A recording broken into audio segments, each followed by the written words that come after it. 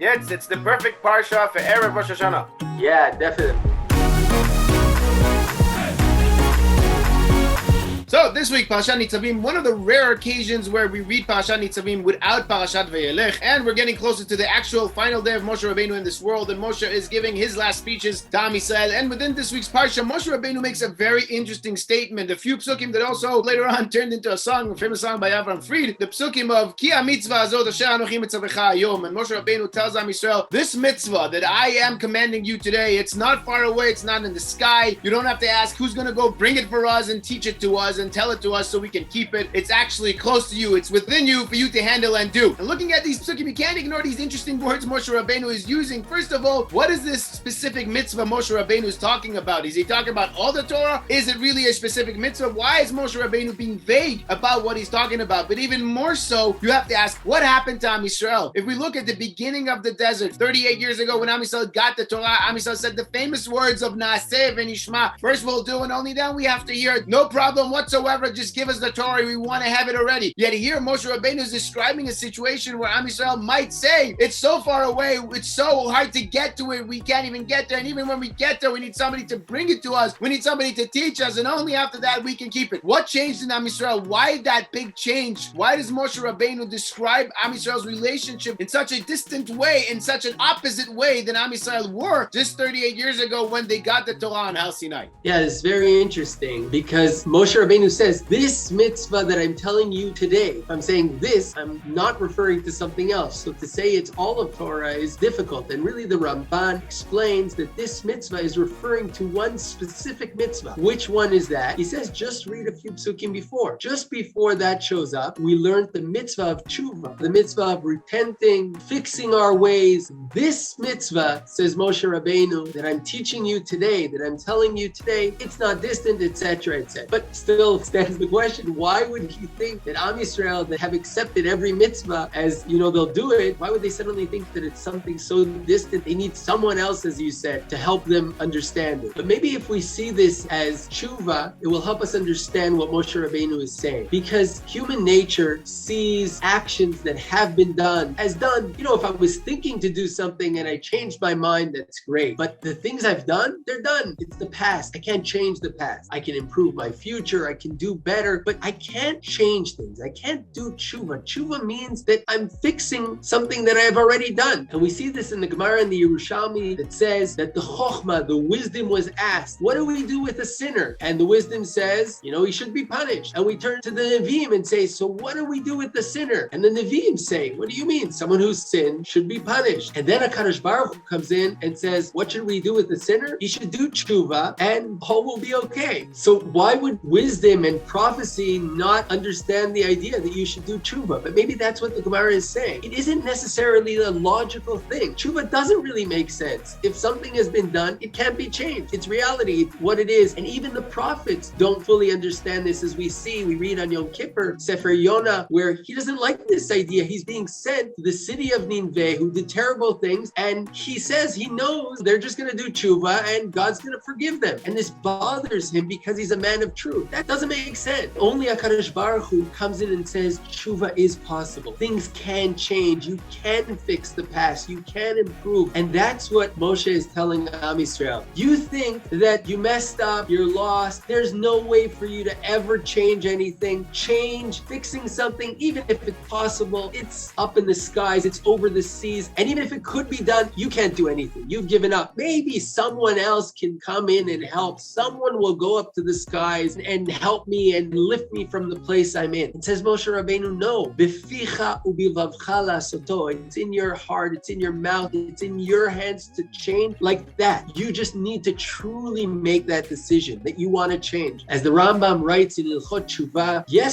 just yesterday, this person who didn't do tshuva was considered disgusting and hated and distant. And today, he's as close as can be. Ahuv and Yedid. Just like that. That change happened in a moment. This change change which in human perspective is impossible is the essence of tshuva, is the essence of the concept of tshuva, of HaKadosh Baruch Hu telling us, even though the world seems that what's been done is done and things are fixed and they're unchangeable, and how many things we look at and say, we're never going to change that, we're never going to fix that, we're never going to improve that, says HaKadosh Baruch Hu, not only can you change, you can change in a moment. It's not out there, it's not far away, it's in you, it's in your heart, to just really make that decision. And not only is it not distant, it can be done immediately. Yesh koneh olamo b'sha'a achat. Exactly. Beautiful what you're saying. And really, when you look at the psukim in this week's Parsha, like I was saying in the beginning, it's hard not to see the contrast from Na'aseh ונשמע. And maybe because back then in Matan Torah, when Am Yisrael just got the Torah on Har Sinai, everything was fresh and new. And we know the feeling that we many times have in new beginnings. We just this week had the first day of school when a lot of kids and a lot of families had these new beginnings. And many times we wait for this new beginning just so we can say to ourselves, you know what, from this day, I will start behaving differently. I will change my ways, because we need these external new beginnings to help us refresh ourselves and restart ourselves. And also looking at Am Yisrael back then that climbed through those 49 levels of Tumah from Mitzrayim and Tul Matan Torah, they are really ready for this fresh start. They want to have this fresh start. They can't wait to start it. And opposed to that, Am Yisrael now at the entrance to Eretz Yisrael, they are also waiting for a new beginning. They are also waiting for a fresh start in Eretz Yisrael. But really the danger is, like we said many times, and like Moshe Rabeinu has been warning Am Yisrael, is that they will leave behind not only the bad things of the desert, but also the good things they had in the desert. And they will get into Eretz Yisrael and kind of start up a new life disconnected to what they had. But really the important point to remember is Moshe Rabeinu is not talking about the future when you will be in Eretz Yisrael, but he's talking about today. It's mainly like Moshe Rabeinu is emphasizing Am Yisrael, like you were saying about tshuva. On the one hand, it's a very easy mitzvah to start to do. On the other hand, it's a very hard mitzvah to accomplish, to execute, because it has so many levels to it, because you have to go through so many levels and it goes so deep into your mind, into your mentality, also into your being as a person. You really have to make some changes within yourself. It has both aspects to it. Also the easy aspect and also the hard aspect, like Rav Kook says in the beginning of Orot HaTshuva, where this is the mitzvah that he's all the time contemplating. It's a mitzvah that he's all the time thinking about and learning, because there's so many levels to this mitzvah. The more important thing to remember about the mitzvah of tshuva is, first of all, just think about today. First of all, just think about what's in front of you. All you have to think about is that first step. And the interesting thing about the mitzvah of tshuva, which is unlike all the other mitzvahs that we have, mitzvahs tshuva, some of them are farshim, some of the Rishonim actually say you can even do it partially. Unlike, let's say, tzitzis, where you can take a shirt and put on it only 3 tzitzis and 3 corners, that won't be considered a tzitzis. With tshuva, you can do part of it. Like the Mefarshim explained by Nineveh, you mentioned in Sefer Yonah, where they didn't even give back what they stole. They only accepted upon themselves not to steal anymore in the future. And that was already enough for them to be considered tshuva, because with tshuva, the important thing is just to start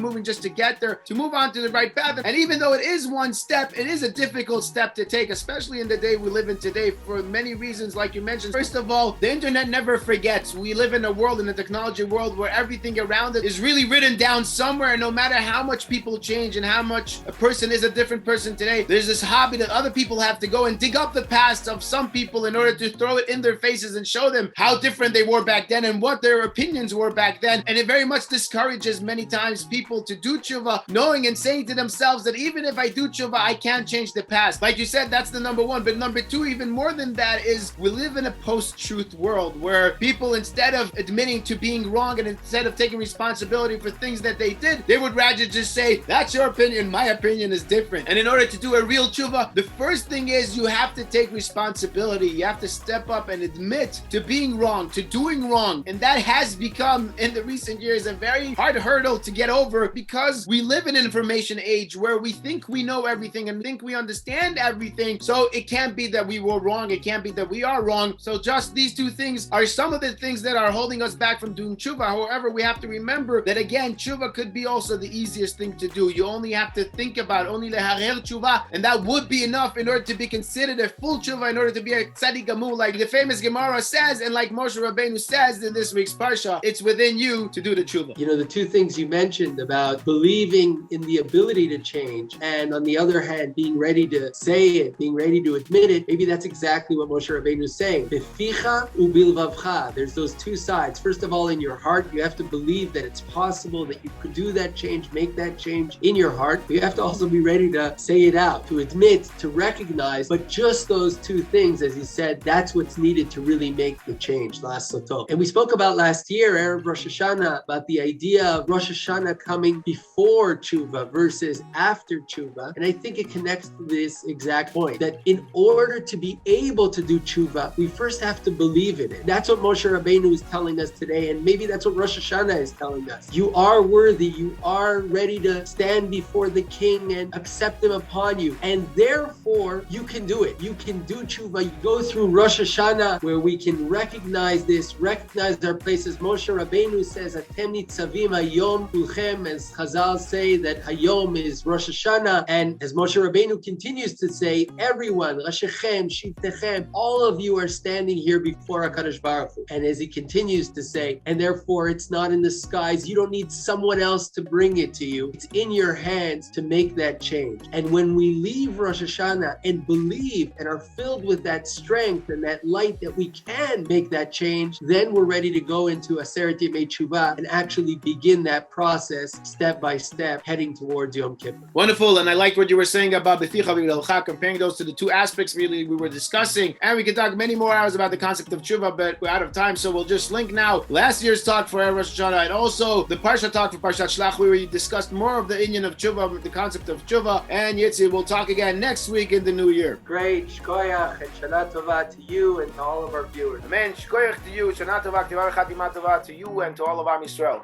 For more Talking Torah videos on different topics, check out our YouTube channel.